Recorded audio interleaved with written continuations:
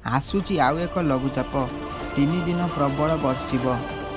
ଦକ୍ଷିଣ ପୂର୍ବ ବାଂଲାଦେଶ ଉପରେ ସୃଷ୍ଟି ହୋଇଥିବା ଘୂର୍ଣ୍ଣିବଳୟ ଏହା 24 ଘଣ୍ଟା ମଧ୍ୟରେ ଲଘୁଚାପ କ୍ଷେତ୍ର ସୃଷ୍ଟି ହେବା ସମ୍ଭାବନା ରହିଛି।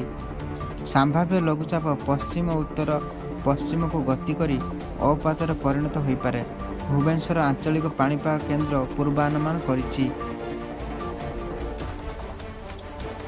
ଏହାର ପ୍ରଭାବରେ ରାଜ୍ୟରେ ଆସନ୍ତାକାଲିଠୁ 15 ତାରିଖ ପର୍ଯ୍ୟନ୍ତ 3 ଦିନ ଧରି ବର୍ଷା ଲାଗି ରହିବାର ସମ୍ଭାବନା ରହିଛି।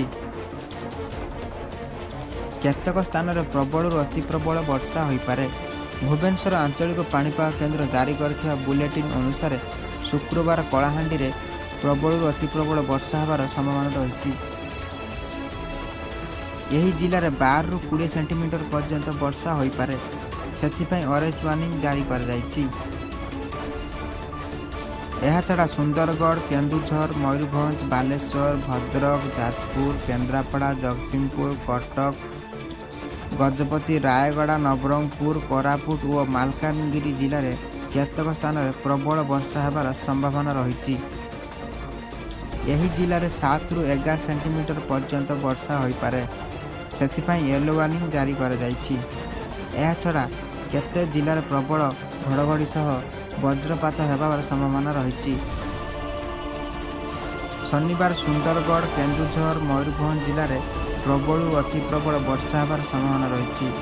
ଏହି ଜିଲ୍ଲାରେ 12ରୁ 20 ସେଣ୍ଟିମିଟର ପର୍ଯ୍ୟନ୍ତ ବର୍ଷା ହୋଇପାରେ, ସେଥିପାଇଁ ଅରେଞ୍ଜ ୱାର୍ଣ୍ଣିଂ ଜାରି କରାଯାଇଛି। ସେହିପରି ବାଲେଶ୍ୱର, ଭଦ୍ରକ, ଯାଜପୁର, ଦେଓଗଡ଼, ସମ୍ବଲପୁର, ଝାରସୁଗୁଡ଼ା, ବରଗଡ଼, କଳାହାଣ୍ଡି, ନବରଙ୍ଗପୁର, ରାୟଗଡ଼ା, କୋରାପୁଟ ଜିଲ୍ଲାରେ କେତେକ ସ୍ଥାନରେ ପ୍ରବଳ ବର୍ଷା ହେବାର ସମ୍ଭାବନା ରହିଛି। ଏହି ଜିଲ୍ଲାରେ 7ରୁ 11 ସେଣ୍ଟିମିଟର ପର୍ଯ୍ୟନ୍ତ ବର୍ଷା ହୋଇପାରେ, ସେଥିପାଇଁ ୟେଲୋ ୱାର୍ଣ୍ଣିଂ ଜାରି କରାଯାଇଛି।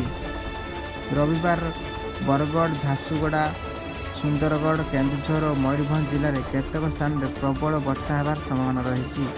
ଏହି ଜିଲ୍ଲାରେ 7ରୁ 11 ସେଣ୍ଟିମିଟର ପର୍ଯ୍ୟନ୍ତ ବର୍ଷା ହୋଇପାରେ, ସେଥିପାଇଁ ୟେଲୋ ୱାର୍ଣ୍ଣିଂ ଜାରି କରାଯାଇଛି।